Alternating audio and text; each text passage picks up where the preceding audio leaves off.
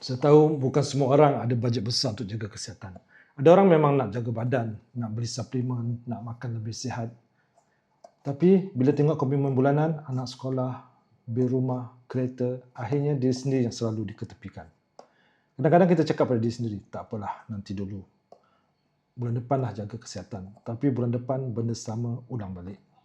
Saya faham situasi itu sebab saya sendiri pernah rasa. Kita bukan tak mahu sihat, kita cuma cuba survive hidup harian. Sampai satu masa saya fikir, kalau tunggu duit banyak baru nak mula, mungkin sampai bila-bila pun tak mula. Sebab itu, saya suka cara ni.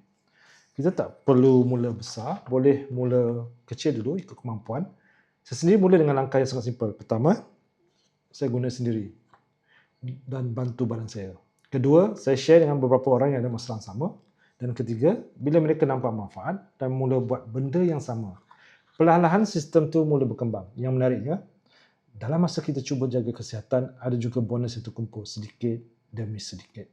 Dan bonus tu boleh digunakan untuk upgrade dan dapat lebih banyak notika tanpa perlu keluar duit besar sekaligus. Saya bukan nak cerita pasal cepat kaya, saya cuma suka konsep dia. Mula kecil, konsisten dan berkembang perlahan.